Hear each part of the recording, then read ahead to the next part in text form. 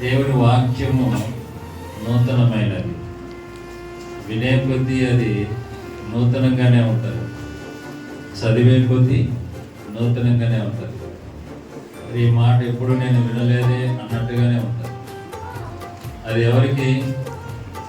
వాక్యం పట్ల శ్రద్ధ చూపేవారికి, వాక్యాన్ని శ్రద్ధగా వినాలనుకునేవారికి, వాక్యాన్ని శ్రద్ధగా చదువుకోవాలనుకునేవారికి, వాక్యముతో నింపబడాలనుకునే వారికి వాక్యం ఎప్పుడు నూతనంగానే ఉంటుంది. ఎన్నిసార్లు మనం విన్నా దేవుడు మరొక నూతనమైన కోణంలో మనల్ని నడిపిస్తూ ఉంటాడు. సరే, మనము అంత్య దినాల్లో ఉన్నాము, ప్రభు రాకడ దినాల్లో ఉంటూ ఉన్నాము అనేది పరిస్థితులను బట్టి దేవుడు మన ప్రభు అయిన రక్షకుడైన యేసుక్రీస్తు వారు మత్తయి సువార్త 24వ అధ్యాయంలో ఆయన చెప్పిన సూచనలు బట్టి మనం నమ్ముతున్నాం. ఆయన అధ్యాయం అంతా ఆయన రాకడ గురించి, యుగ సమాప్తి గురించి చెప్తూ వచ్చాడు. అవి నెరవేర్చబడుతూ ఉన్నాయి, జరుగుతూ ఉన్నాయి ప్రపంచంలో. కాబట్టి ఆ దినాల్లో మనం ఉన్నాం కనుక మనము ఎప్పటిలాగే ఉండకుండా ప్రభు రాకడ కొరకు మనము సిద్ధపడవలసిన వారంగా ఉన్నాము. ఎందుకంటే దేవుని యొక్క ఉద్దేశం, నిన్ను నన్ను మనల్ని రక్షించినటువంటి ఉద్దేశం ఏంటంటే, పరలోక రాజ్యంలో దేవుడు మన కొరకు సిద్ధపరిచిన స్థలములో, యేసు ప్రభు ఉండే స్థలంలో మనము కూడా ఉండి దేవుణ్ణి మహిమపరుస్తూ ఆరాధిస్తూ జీవించాలనేటువంటిది దేవుని యొక్క ఉద్దేశం. ఆ ఉద్దేశంతోనే లోకంలో జీవిస్తున్నటువంటి, పాపంలో జీవిస్తున్నటువంటి మనల్ని యేసుక్రీస్తు నామములో ప్రత్యేకపరిచాడు. ఆయన సొత్తుగా, ఆయన ప్రజగా చేసుకున్నాడు. పరిశుద్ధమైనటువంటి మందిరానికి తీసుకొస్తూ దేవునికి సాక్షులుగా చేస్తున్నాడు.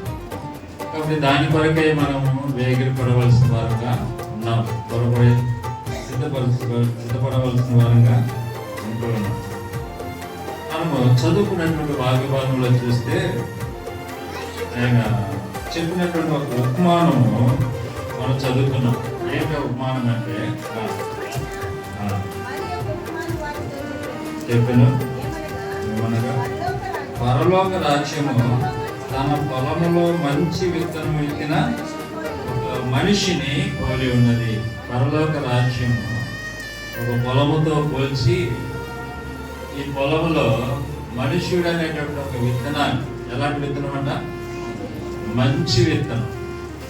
చెడ్డ విత్తనంగా విత్తల ఆయన, చెడిపోయిన విత్తనంగా విత్తల, పుచ్చిపోయిన విత్తనాన్ని విత్తల కదా. మన పొలంలో వేస్తున్న విత్తనాలు అప్పుడు అన్నీ మంచిగా ఉంటాయా? ఉండవు. వాటి మనం ఏం చేస్తాం? వేరు చేస్తాం కదా.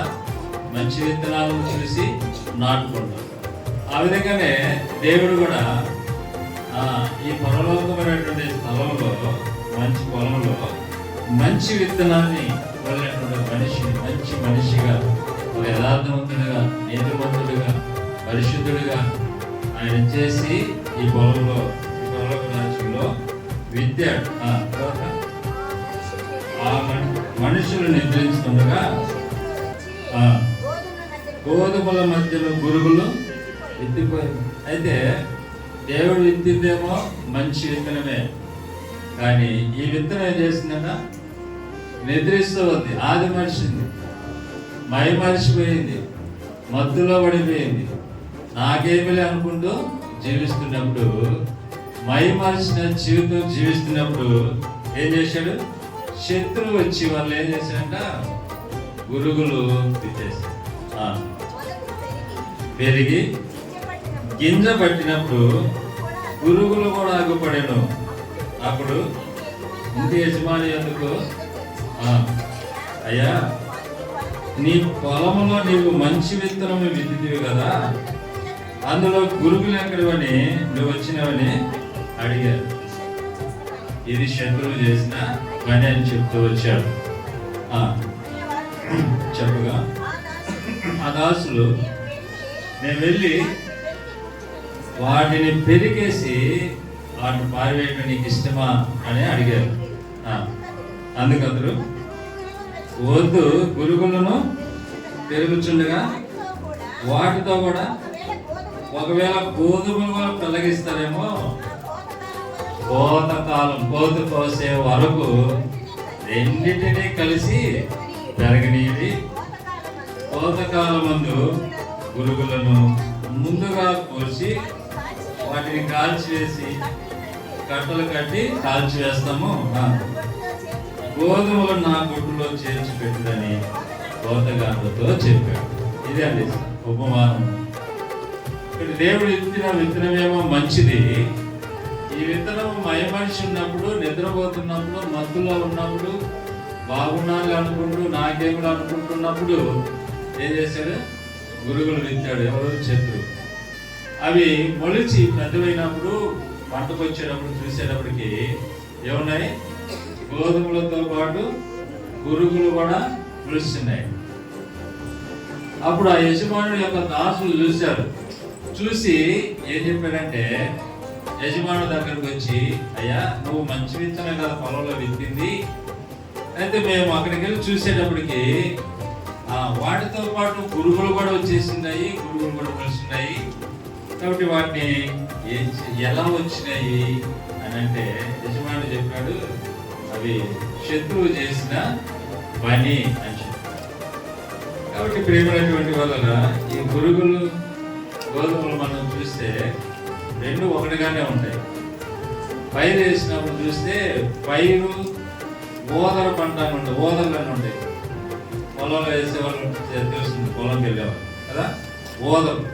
అవి పంటకు రాకముందు చూస్తే ఎలా ఉంటుంది అంటే పైరు, ఒడ్లు పైరు ఎట్లుంటుందో అట్లాగే ఉంటాయి ఈ ఓదరలు.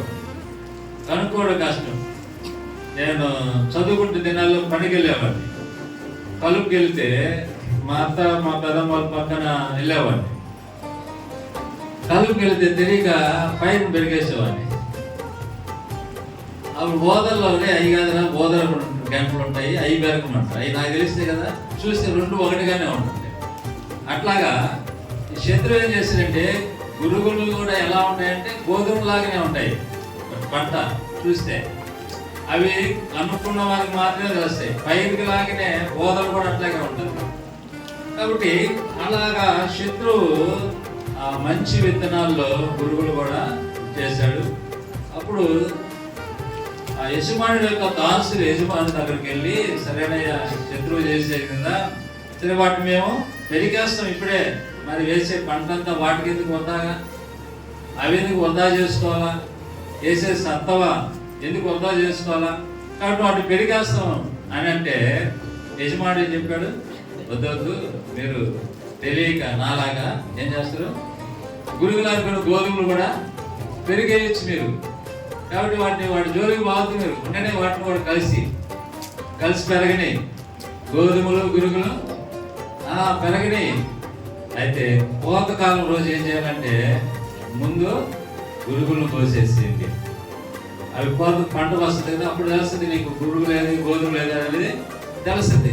కాబట్టి ముందు వాటిని కోత కోసేసి కట్టలు కట్టి కాల్చివేయి. గోధుమలు ఏం చేస్తుంది, వాటిని దులిపి నా గుడ్లలో నింపండి అని దేవుని దాసులకి యజమానుడు తన దాసులు చెప్పినాడు. ప్రేమైనటువంటి వాళ్ళ ఈరోజు పరిశుద్ధ మందిరంలో పరిశుద్ధంగా జీవిస్తున్నటువంటి మన జీవితాల్లో కూడా శత్రువు ఏం చేస్తున్నాడు? చాలా మంది జీవితాల్లో గురుగులు నాటేస్తారు. కొంతమంది శత్రువు నాటిన గురుగులతో నింపబడి దేవుడికి దూరం అయిపోయిన వారు ఉన్నారు. కొంతమంది అదే గురుగులతో నింపబడినా కూడా అదే మందిరానికి వస్తూ అదే ప్రజల్లో ఉంటూ ఉన్నవారు కూడా ఉన్నారు. కాబట్టి ఇప్పుడు వాక్యం ప్రకారంగా చూస్తే ఇక్కడున్న మనలో చాలా మంది గోధుమలు ఉన్నారు, అలాగే కొద్దిమంది గురుగులతో కూడా నింపబడిన వారు కూడా ఉంటూ ఉన్నారు. సరే, గురుగులు గోధుమలు ఏంటనేది తర్వాత మనం ప్రవచనం మరోసారి ధ్యానం చేసుకున్నాము. ఇక్కడ యజమానుడు చెప్పిన సమాధానం ఏంటంటే వాళ్ళు పెరిగేస్తానంటే ఏం చెప్పాడు? పెరగొద్దు, కోతకాలం వరకు వాటిని పెరగని అని చెప్పాడు. ప్రియమైనటువంటి వాళ్ళ కోత కాలం అనేది ఒకటి ఉంది. మనమందరము గుర్తించుకోవాల్సినటువంటి మాట ఏంటి?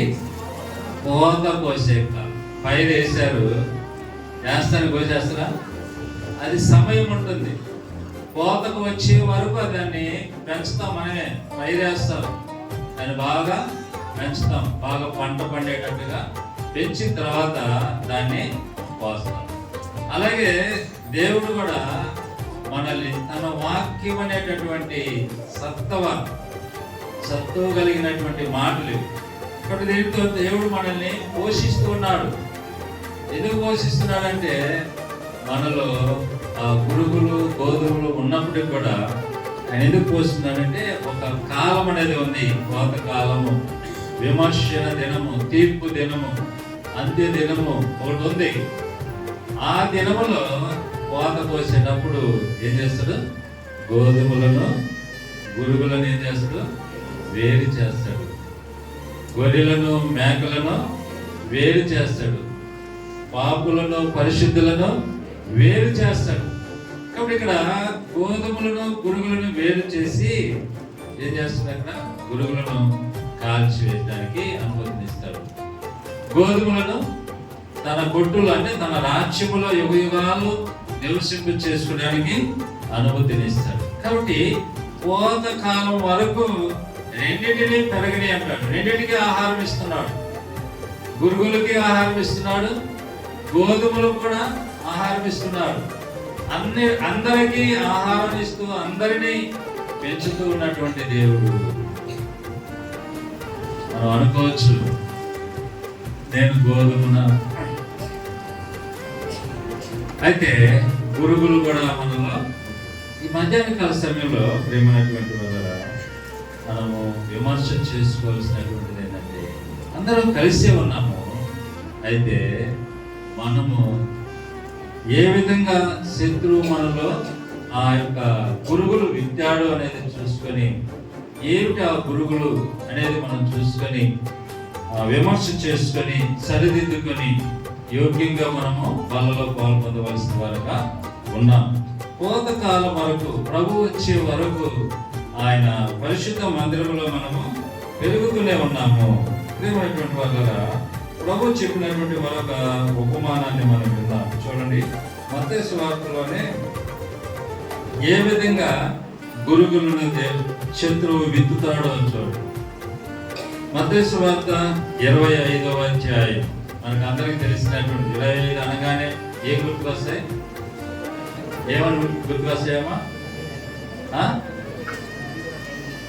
పెద్దగా చెప్పండి, సౌండ్కి వినపడతాయి కదా.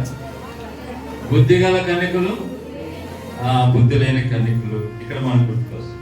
ఈ మొదటి భాగం అయితే మనం చదువుకుంటే 25వ అధ్యాయంలో చదవండి. తమ దివిటీలను పట్టుకొని పెళ్లి కుమారుని ఎదుర్కొన్నట్టుకై బయలుదేరిన 10 మంది కన్నికలు పోలి. 10 మంది కన్నికలు దేనికోసం బయలుదేరారు? పరలోక రాజ్యంలో పెళ్లి కుమారుడు కొరకై వాళ్ళు ఏం చేశారు? పెళ్లి విందుకు బయలుదేరారు. కలిసి బయలుదేరారా? బుద్ధి కలిగిన కన్నికలు ముందెళ్ళి బుద్ధి లేని కన్నికలు వెనకలు వచ్చారా? కలిసి వెళ్ళారు. గుర్తెరగండి. కాబట్టి ఇక్కడ కలిసి ఉన్నాం. మనం అందరం కలిసి ఉన్నాం. అందరము కన్నికలమే, అందరము ప్రభువుకు ప్రదానం చేయబడిన వారమే. అందరం కలిసి యాత్రా జీవితంలో ముందుకు సాగుతున్నాం. అయితే ఇక్కడ చదవబడిన మాటలు చదవండి. 2వ వచనం. వీరులు 5 బుద్ధి కలిగి. ఎంతమంది అన్న? 10 మందిలో 5 మంది ఏమో బుద్ధి కలిగిన వారు, 5 మంది సంఘంలో 100 మంది అంటే 50 మంది, 50 మంది.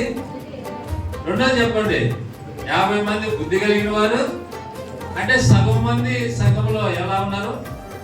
గురుగులుగానే ఉన్నారు, గురుగులు విత్తబడిన వారుగానే ఉన్నారు. సగం మంది బుద్ధి లేని కనికలుగానే ఉన్నారు. జాగ్రత్త, జాగ్రత్తయ్యా, జాగ్రత్తమ్మా. కాబట్టి ఇక్కడ కలిసే ఉన్నారు 10 మంది కన్యకులు. కానీ వాళ్ళలో సగం మంది బుద్ధి కలిగిన వారు, సగం మంది బుద్ధి లేని వారు. కాబట్టి మనం పరిశీలించుకోవాలి, నేను బుద్ధి కలిగిన వాడిని, బుద్ధి లేని వాడిని. నేను గురికిన గోధుమన అనేది మధ్యాహ్న కాల సమయంలో పరిశీలించవలసిన. తర్వాత బుద్ధి లేని వారు తమ దివిటీలతో కూడా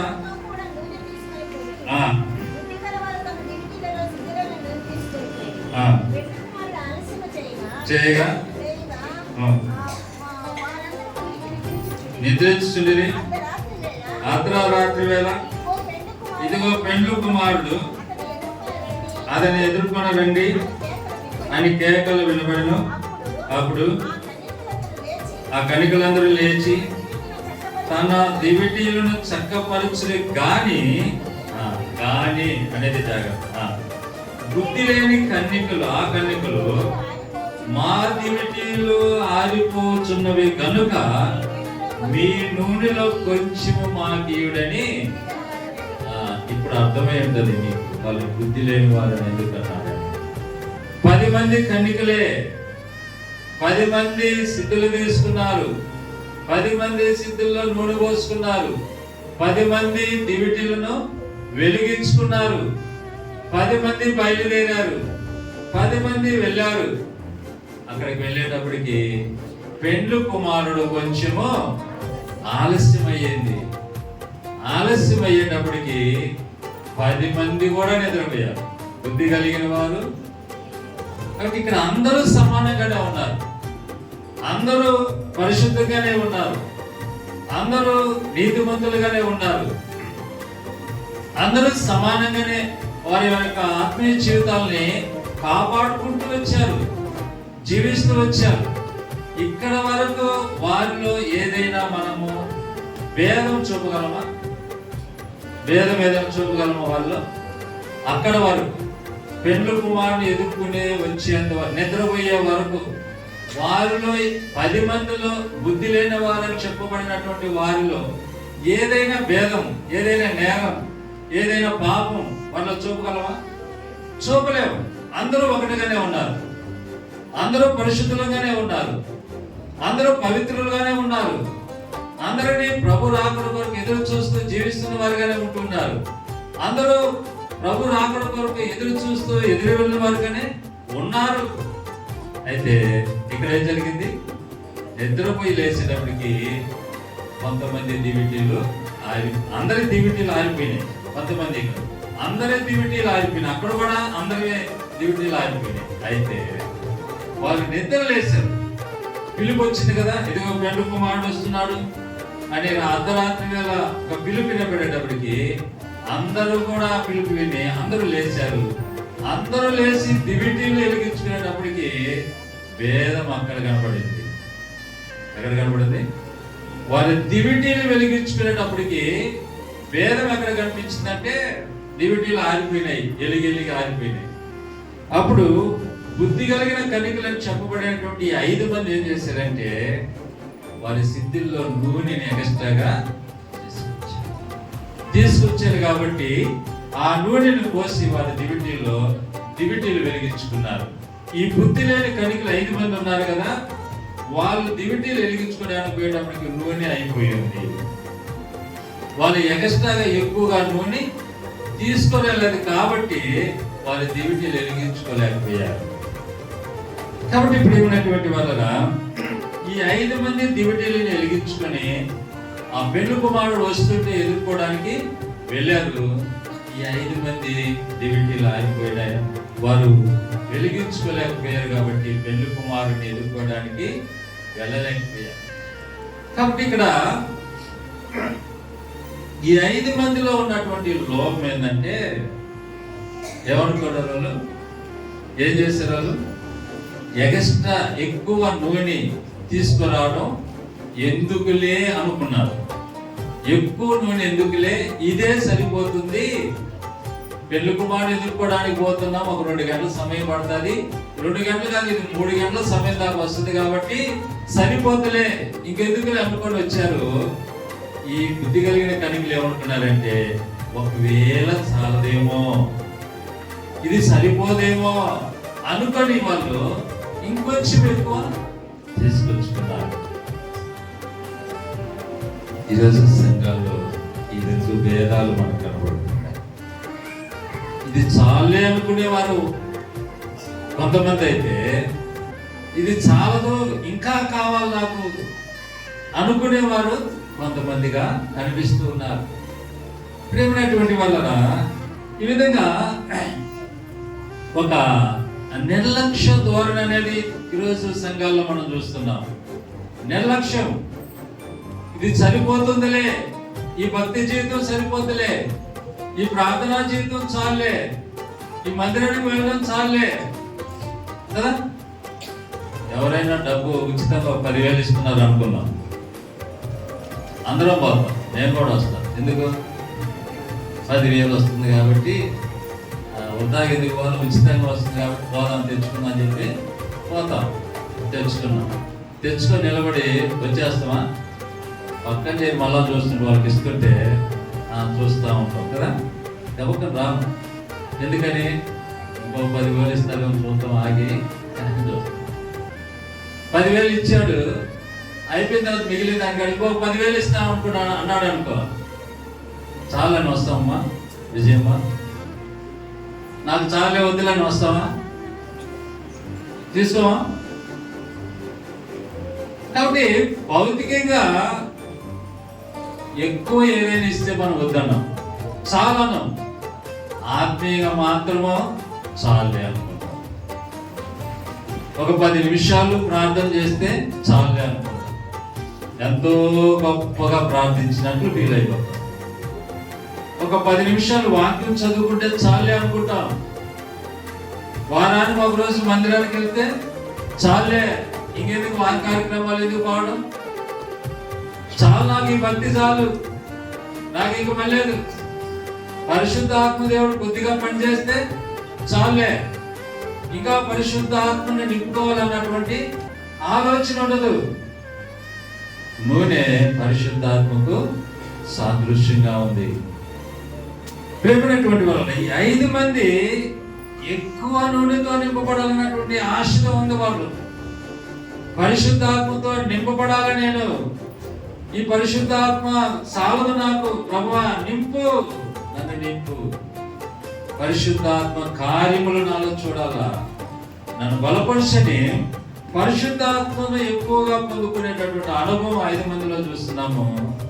ఈ 5 మందిలో చాలే ప్రభువా. కాబట్టి ఈ చాలనేటటువంటి ప్రమాదం ఎక్కడ తీసుకెళ్ళిందంటే, మీరెవరో నాకు తెలియదు, పరిశుద్ధంగా జీవించిన వారే, ఇక్కడ కూర్చుని అందరూ పరిశుద్ధంగా ఉన్నవారే, అందరూ పరిశుద్ధులే, ఏ ఒక్కరు కాదని చెప్పలేదు. దేవుడు పరిశుద్ధపరిచాడు. ఆయన పరిశుద్ధ రక్తం చేత కొనబడిన వారం, ఆయన పరిశుద్ధ రక్తం చేత కడగబడుతున్న వారు, ఈ వాక్యం చేత ఉదక స్నానం చేయించబడుతున్న వారు, పరిశుద్ధాత్మ దేవుడే మనల్ని పరిశుద్ధతలోకి తీసుకొస్తున్నటువంటి వారు. అందరూ పరిశుద్ధులమే. కానీ అన్నాడు కదా, కానీ అన్నాడు. ఈ కానీ ఏంటంటే, ఈ పరిశుద్ధులుగా ఉన్నటువంటి వారిలోనే చాలు అనుకునేవారు ఉన్నారు. ఇది చాలదు ప్రభు, నాకు ఇంకా కావాలి. 1 గంట ప్రార్థన చేస్తున్నప్పుడు చాలు, నాకు ఇంకొక గంట ప్రార్థన చేస్తున్న నాకు సమయమే. ఈ వాక్యం చాలు ప్రభు, నాకు వాక్యం ధ్యానం చేసుకోవాలి, నాకు ఇంకా సమయమే. నీ ఆత్మతో నింపు నన్ను, చాలు నాకు, ఇది చాలదు, నాకు ఇంకా కావాలనేటువంటి వారు ఎక్కడికి వెళ్ళారు? ఎక్కడికి వెళ్ళారమ్మా? పెండ్లి కుమారుడు వచ్చాడు, పెండ్లి కుమారుని ఎదుర్కొన్నాడు, ఆయనతో పాటు పరలోక రాజ్యంలోనికి వెళ్ళారు. ఇది చాలే ప్రభువా నాకు అనుకున్నారు. వాళ్ళు ఎక్కడున్నారు? విడవబడ్డారు. తలుపులు మోయబడినాయి. దేవుడు తలుపులు మోస్తే ఇంకెవరు తీయడానికి శక్తి లేదు. నోహ దినాల్లో ఓడలోనికి అన్ని జంతువులన్నీ ఉండేసి వచ్చినాక నోవా కుటుంబము ఆ ఓడలోనికి వెళ్ళిన తర్వాత తలుపు ఎవరు మూసారు? దేవుడే మూసేశాడు. ఎందుకని? నోవాహు మూసాడు అనుకో. ఆ జలప్రయాణంలో కేకలు ఓడ చుట్టూ కలిగిస్తారు అందరూ.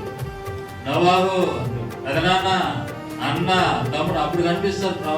ప్రమాదాలు వచ్చినప్పుడు, ఆపదలు జరిగినప్పుడు అప్పుడు కనిపిస్తారు, అప్పుడు పరిగిస్తారు మనకారు కదా. అట్లాగే నోవహ దగ్గరికి వస్తాలే, నోవహ వచ్చినప్పుడు ఏదో ప్రేమ చూపించి మళ్ళా తలుపు తీస్తాడేమో వాళ్ళ కోసమని దేవుడే తలుపు మూసేశాడు.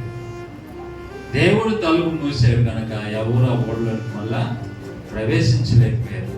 ఎందుకంటే ఇక్కడ కూడా వీళ్ళు ఎప్పుడైతే పరలోక రాజ్యంలోకి వెళ్ళారో తలుపులు మోయబడ్డాయి. అప్పుడు వచ్చారు వీళ్ళు మళ్ళా ఎదుర్కొని దండాలు పడి మళ్ళా డివిడీలు వెలిగించుకొని వచ్చేటప్పటికి డోర్లు మూసేసాయి. అప్పుడు వచ్చి తట్టుకున్నారు, అయ్యా అయ్యా అంటే ప్రభు ఏమన్నాడు, మీరెవరో నాకు తెలియదు. ఎవరిని అన్నాడు? దుష్టులను, దుర్మార్గులను, అక్రమం చేస్తున్నటువంటి వారిని, పాపులను అంటే పర్వాలే. ఎందుకంటే వారు పాపంలో జీవిస్తున్నారు కాబట్టి వాళ్ళ కాలం వస్తే మీరెవరో నాకు తెలియదు అంటారు, అంటే పర్వాలే. కానీ వీళ్ళు ఎవరు? పరిశుద్ధంగా జీవించిన వారే, నీతిమంతులుగా జీవించిన వారే, పవిత్రమైన జీవితాలు జీవించిన వారే. అయితే మనలో ఒక సందేహం రావచ్చు, ఏంటది? అయితే పరిశుద్ధంగా జీవించడం అవసరం లేదనుకోవచ్చు కదా.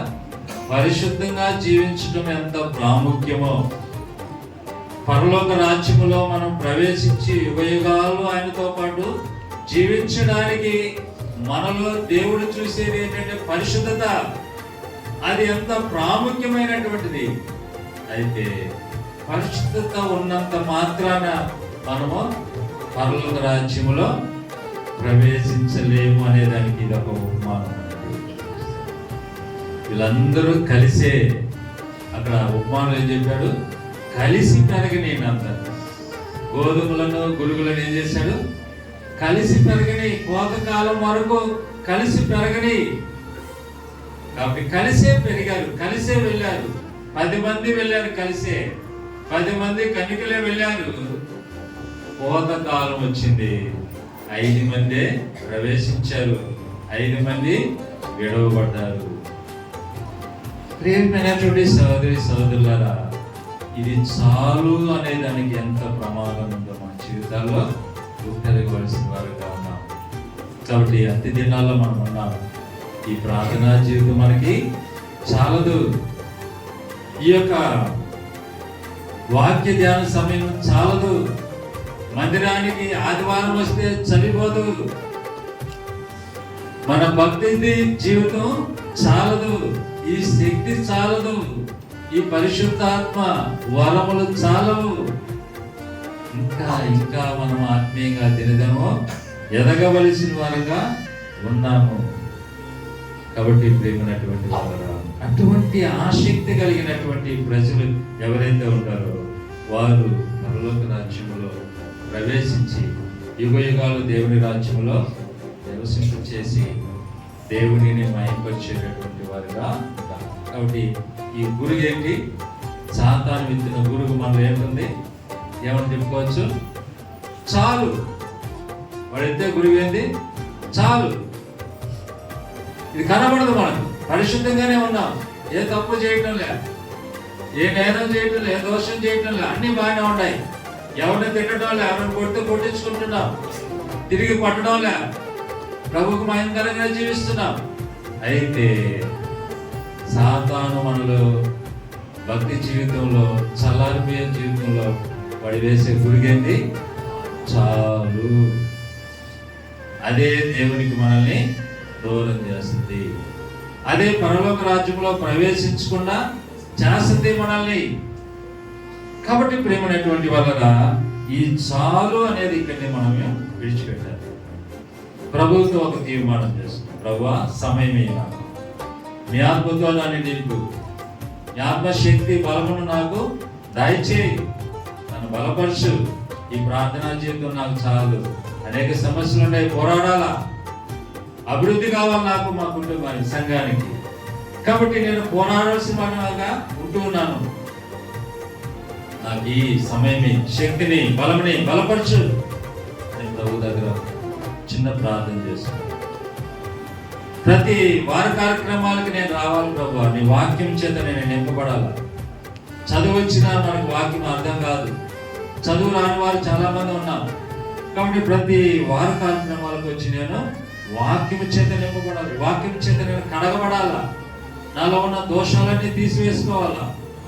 కాబట్టి నాకు సమయం నాకు చాలదు.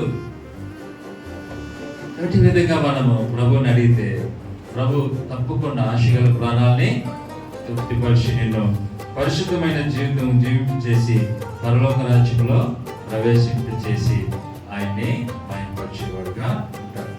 కాబట్టి గురుగురు సాతాను ఎత్తినటువంటి గురువు మనలో ఏంటంటే చాలు అనేది. మరొక భాగంలో మనం చూసినట్లయితే ప్రేమైనటువంటి వాళ్ళు లోకసభ 17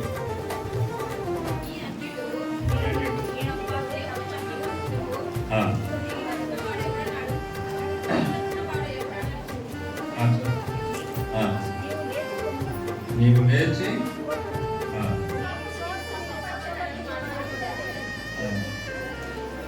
10 మంది కుష్ఠరోగులు యేసు ప్రభు దగ్గరికి వస్తారు.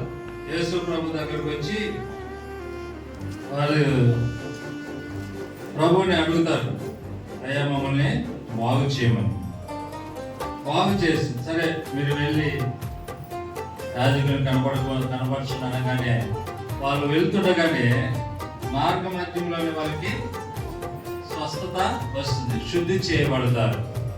శుద్ధి చేయబడిన తర్వాత వారిలో ఒక్కరు మాత్రమే తిరిగి ప్రభు దగ్గరికి వచ్చి ఆయనకి కృతజ్ఞతాస్తుతులు చెల్లిస్తారు, దేవుని మహిమపరుస్తారు. అప్పుడు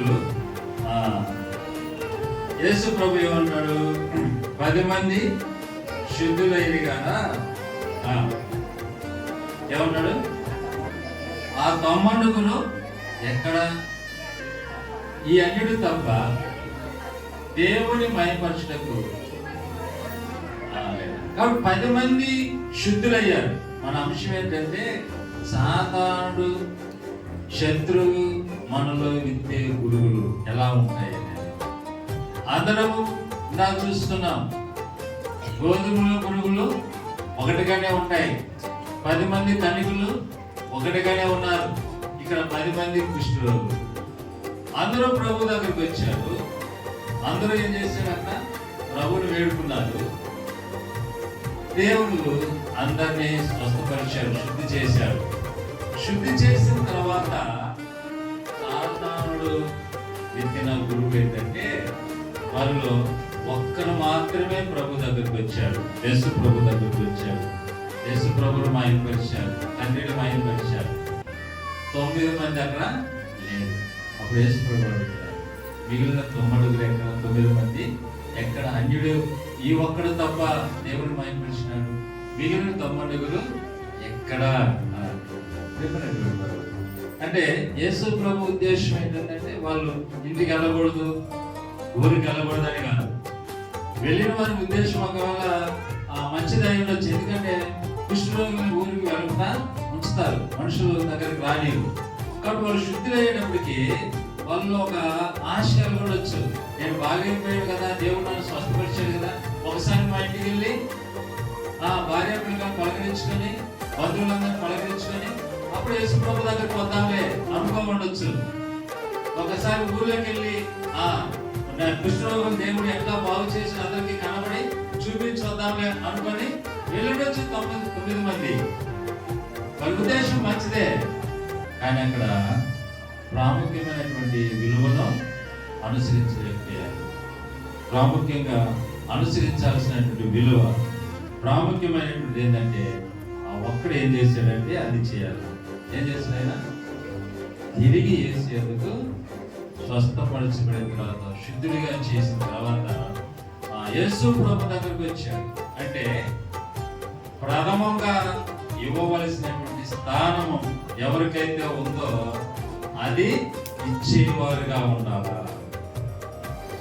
మొదటి స్థానం నీ జీవితంలో ఎవరికి ఇవ్వాలో వారికి ఇవ్వాలా. ఈ 10 మందిలో మొదటి స్థానం ఎవరికి ఇచ్చాడు? 9 మందిలో ఒకరు ఎవరికి ఇచ్చాడు? ఒకడే దేవుడికి ఇచ్చాడు మొదటి స్థానం. ప్రాముఖ్యమైనటువంటి ఏంటో గుర్తిరిగాడు. అందుకనే దేవుని మహిమపరచని వేళ నువ్వు స్వస్థత పొందుతున్నావని చెప్తాడు. 9 మంది మొదటి స్థానాన్ని దేవునికి ఇవ్వలేదు. ఇప్పుడు చెప్పండి, సాతాను నీ జీవితంలో ఎలాంటి గురువు ఇస్తాడు? మళ్ళా వచ్చి నేను ప్రభుని స్థుతిస్తాలే, మళ్ళా నేను మందిరానికి వస్తానులే, మళ్ళా నేను దేవునికి ప్రార్థన చేస్తానులే, మళ్ళా దేవుడిని నేను ఆరాధిస్తానులే, ఇప్పుడు కాకపోతే ఇంకొకప్పుడులే కదా. ఇది పెద్ద ప్రమాదమా? ఏమా ప్రమాదం? ఇది మళ్ళా అనేది ప్రమాదమే.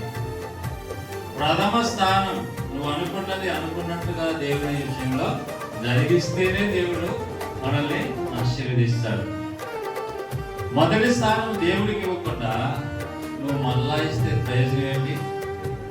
మొదటి స్థానం దేవుడికి ఇచ్చి మహిమపరచకుండా నువ్వు వెళ్ళి ఆ మొదటి స్థానాన్ని బిడ్డలకో, భార్యకో, భర్తకో, బంధువులకో ఇచ్చేసి వాళ్ళ మహిమపరిచి వచ్చి తర్వాతనే నేను మహిమపరుస్తానంటే ఆ మహిమను దేవుడు స్వీకరించేవాడు. అలాంటిది నాకెందుకు నువ్వే తీసుకోవాలి, నా అందుకు రమ్మన్నది ఎవరు అంటాడు, నా మందిరానికి రమ్మన్నది ఎవరు నిన్ను? నువ్వు మళ్ళా వచ్చి ప్రార్థన చేయమని చెప్పింది ఎవరు నిన్ను? మళ్ళా ఆరాధిస్తానని చెప్పాను నేను నీకు. కాబట్టి దేవుడు అలాంటి ఆరాధన కోరుకోడు, దేవుడు అలాంటి ప్రార్థన కోరుకోడు, దేవుడు అలాంటి స్థానాన్ని కోరుకోడు. దేవుడు నీ జీవితంలో కోరుకునేది ఏంటంటే మొదటి స్థానం. నా బిడ్డ నాకు ఇస్తున్నావా?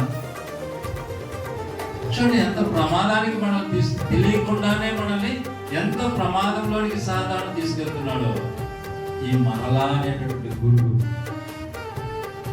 మొదటి స్థానం దేవుడికి ఇవ్వకుండా రెండో స్థానం లేదా మూడో స్థానం దేవుడికి ఇచ్చేటట్లుగా చేసేటటువంటి గురువు ఈరోజు చాలా మంది జీవితంలో చేస్తున్నారు. మరలా ప్రార్థన ఈ వారం కాదు, ఇంకో వారం లేదా ఆదివారం ఇంకొకటే వస్తుందా? సంవత్సరానికి ఎన్ని వస్తాయో, నెలలో ఎన్ని వస్తున్నాయి? ఏమి వార కార్యక్రమాలు పోకపోతే మళ్ళీ ఇంకో వారం పెడతా అప్పుడు పోతాం కదా. ఈ గంటలో ప్రార్థన చేసుకోకపోతే ఇంకో గంట, ఈ గంటలో నిలబడి ఇంకో గంట, లేదా ఈ గంటలో పని చేసుకుని, లేదా ఈ గంటలో కొడుకులు కూతురులతో మనవాళ్ళతో ముచ్చట్లాడి తర్వాత చూడండి ఈ మరలా అనేటువంటి ఇందాకేం గురిగించాడు? చాలా జాగ్రత్తగా ఉండాలి. చాలా ప్రమాదంలో మనల్ని శత్రువు పడేస్తున్నాడు. మొదటిగా ఎత్తిన గురిగేంటి చాలు. రెండోది ఏం చెప్తున్నాడు? మరలా అనేటువంటి గురుగుని. కాబట్టి ప్రేమ సహోదరి, ఈ మరలా అనేది నీ జీవితంలో మరలా ఏమైనా పనులు కాబట్టి మళ్ళా చేసుకోండి. చదువుకోవాలనుకుంటే మళ్ళా చదువుకోండి, ప్రార్థన చేసుకోండి, ప్రభుని ఆరాధించి వాక్యం చదువుకోండి, మళ్ళా చదువుకోండి, దేవుడు నిన్ను దీవిస్తాడు. ఏదైనా ఒక పని చేసుకోవాలనుకుంటే మొదట దేవుడికి స్నానం చేసి మళ్ళా వెళ్ళి ఆ పని చేసుకోండి. ఉద్యోగానికి వెళ్ళాలంటే ఒక 10 నిమిషాలు, అరగంట ఆలస్యంగా వెళ్ళండి, పర్వాలేదు. మళ్ళా దేవుడికి మాత్రం మళ్ళా అనే మాట, మళ్ళా చేస్తాను, మళ్ళా వింటాను అనేవి మన జీవితంలో లేకుండా చేసుకో. ఆత్మీయ జీవితంలో మేలు పొందాలంటే, ఆత్మీయంగా మనం ఎదగాలంటే, ఆత్మీయ అభివృద్ధి చెందాలంటే, దేవునికి దగ్గరగా రావాలంటే, దేవుని రాజ్యంలో ప్రవేశించి యుగయుగాలు ఆయనతో పాటు జీవించాలంటే, దేవునితో సహవాసం కలిగి జీవించాలంటే ప్రేమణ సహోదరీశ్వరుగా మనలో ఏం తీసేసుకోవాలా? ఈ మరలా అనే పదాన్ని తీసేసుకోవాలి. ఈ మరలా అనేటువంటి పదాన్ని ఎప్పుడైతే తీసేసుకుంటామో దేవుని మహిమపరిచే వారిగా అవుతాం. దేవుని యొక్క ఆశీర్వాదాలు జీవితంలో ఆశ్చర్య కార్యాలను చూస్తాం, మేలులతో నింపబడుతాం.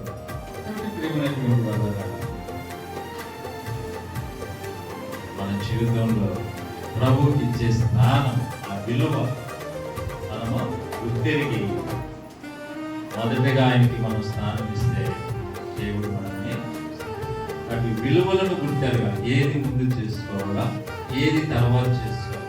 కుటుంబ జీవితంలో కూడా అంతే, బతికిగా కూడా మనం అంతే. ఏది చేసుకోవాలో అది చేసుకోకుండా తర్వాత చేసుకుందని ఆ పని మీద ఆడబెట్టేసి ఇంకో పని చేసుకున్నాం అనుకో, ఈ పని చేసేటప్పటికి అది చేసుకోకుండానే ఆగిపోతాం కదా.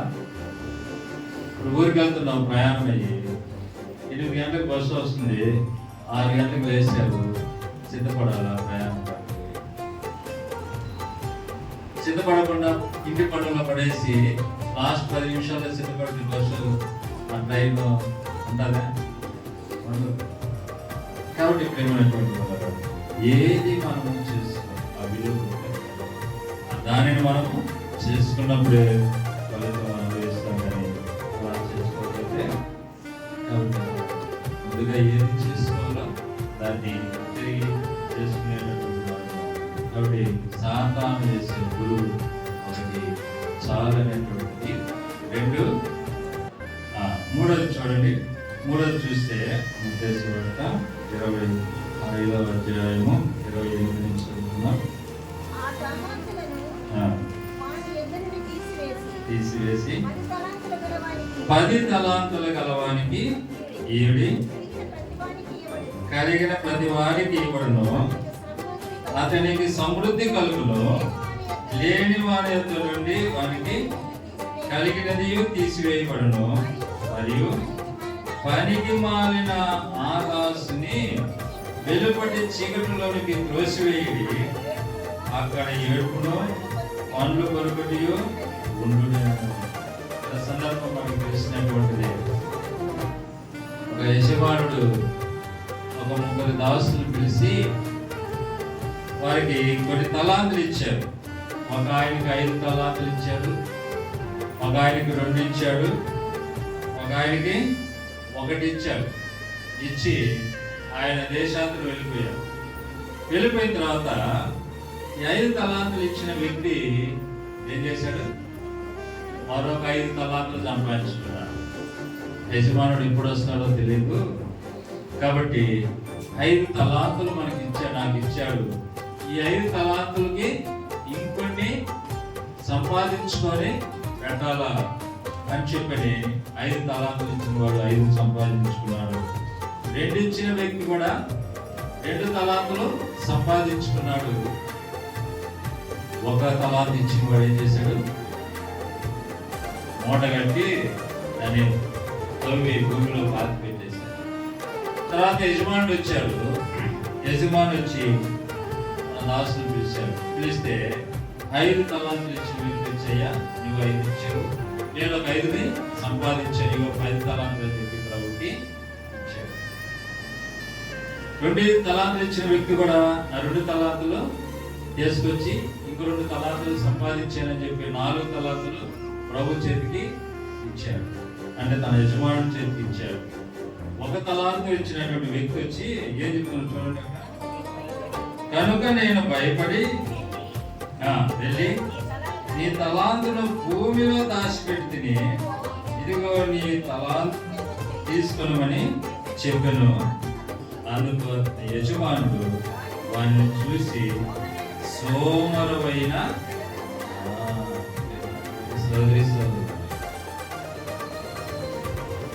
సోమరితనం, పండుకుందాంలే, చేసుకుందాంలే అంటే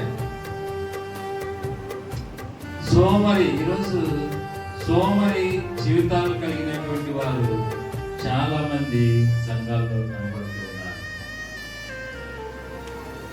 ప్రభు యొక్క మందిరంలో ప్రార్థన జరుగుతున్నప్పుడు, వారి కార్యక్రమాలు జరుగుతున్నప్పుడు దేవుడు నీకు సమయం ఇచ్చినా, రావడానికి శక్తి, బలం, ఆరోగ్యం ఇచ్చినా, రాకపోవడంలో దేవుడు నిన్ను కాపాడి భద్రపరిచేవాడుగా ఉన్నా, చాలా మంది ఏం చేస్తున్నారు? సోమరితనాన్ని కలిగి ఇంటి దగ్గరే ఇంకొంచెము పడుతుందును, ఇంకొంచెము నిద్రపోదు కునుగుదును, ఇంకా ఇంకొంచెం తర్వాత లేస్తారు అనుకునేటటువంటి వారి జీవితాల్లో దరిద్రము వెళ్తున్నాను. మాకు సాంస్కృతంలో మనం చూడొచ్చు, సమయం లేదు. కాబట్టి ఈ సోమర్తనం వల్ల జీవించేటటువంటి వారి జీవితాల్లో దరిద్రులుగా ఉంటారు. వాళ్ళు తినాలని సామెతలు చదవండి, సోమరు గురించి చాలా వాక్య భాగాలు ఉంటాయి. తినాలని పాత్రలు అన్నం వేసుకుంటారంట, దాన్ని తీసి నోటికాడ పెట్టుకోవడానికి పాల్మాలి, పనికి మాలిన. అందుకే నాకు చెప్పాడు, ఏం చెప్పాడు? 29వ వచనం చూడండి, 30వ వచనం. మరియు పనికి మాలిన దాసుని, ఎవరినన్నాడు పనికి మాలినని? సోమరైన చెడ్డదాసు. అంటే పనికి మాలినాడు, పని చేసుకోడాడు, పని చేయడానికి ఇష్టపడడు, పనికి రాడు. కాబట్టి ఆ భోజనము, పల్లెలు వేసుకున్న భోజనాన్ని ఎత్తి నోట్లో పెట్టుకోవడానికి కూడా వారికి అంత కదా. కాబట్టి సోమరి అనేటటువంటి గురువును సంఘాల్లో వింటూ ఉన్నారు. రానిటువంటి దేవుని కొద్ది మంది వస్తున్నారు. ఏ కొద్ది మంది ప్రభు దగ్గరికి వచ్చి ప్రభు యొక్క మేలు పొందుకుంటున్నారు. రాత్రి మా ఊరికి నేను డ్యూటీ నుంచి పోతా ఉంటే మా ఊరికి డబ్బు చేయాల్సింది. ఫోన్ చేస్తే వాడు పనికి పోతున్నా అని చెప్పి రాత్రి 7 గంటలకు 4 గంటలకు క్యాటరింగ్ పోతాడు, భోజనాలు పోతున్నా అని చెప్పి వాడు పోతున్నాడు. సరే డబ్బులు రాయి అంటే ఆర్యను పంపిస్తానని ఆర్యను సాగుడు నన్ను పంపిస్తాను. వాడు వచ్చాడు, వచ్చిన తర్వాత డబ్బులు ఇచ్చాడు. పక్కనే మందిరం, ఇంట్లో పక్కనే అక్కడ వార కార్యక్రమం జరుగుతుంది, సిద్ధపాటు ప్రార్థన, బక్సింగ్ ప్రజలను వాళ్ళు మా కోవూరు నుంచి అంటే 8 కిలోమీటర్లు దగ్గర 8 కిలోమీటర్లు దేవుని మనసులో వస్తారు. వీళ్ళిద్దరూ ప్రభువు నమ్ముకున్నారు. ఆ డబ్బులు ఇచ్చి ఎంత చేసిన తర్వాత అందరూ ప్రార్థన జరుగుతున్నట్టు అంటే, అవును బాబా నేను బాగాలేదు, కొంచెం పని చేసుకోలేదు, ఓకే పాలు పాలేకపోయారు అని చెప్పి ఏమిచ్చాడు? సోమరత పక్కనే, దూరం కూడా లేదు, పక్కనే మందిరం జరుగుతుంటే పక్కనే దరిద్రం. మన దరిద్రం ఎందుకు వాడలేదంటే ప్రభు దగ్గరకు రావడానికి అన్ని ఆటంకాలు మనకి, అన్నీ. ఈ దరిద్రం పోవాలంటే ఈ గురువులన్నీ పెరిగేసుకోవాలి. ఏం పెరిగేసుకోవాలా? సాతాను ఏ గురువైతే నీలో నాలో విత్తి ఉన్నాడో వాటిని ఏం చేసుకోవాలా? పెరిగి వేసుకొని ప్రభు దగ్గరకు వస్తేనే మేలు పొందుతాం. ఒకవేళ భౌతికంగా ఆర్థిక స్థితి నీకు ఒకవేళ బాగుండొచ్చేమో, కానీ నీ ఆత్మీయ జీవితం చూస్తే దరిద్రత ఇంకా పోలా. ఆత్మీయ జీవితం ఇంకా దరిద్రంగానే ఉంటున్నాం. ఈ దరిద్రమైన జీవితం పోవాలంటే ఈ సోమరి అనేటువంటి గురువుని మనము తీసివేసుకోవాలి.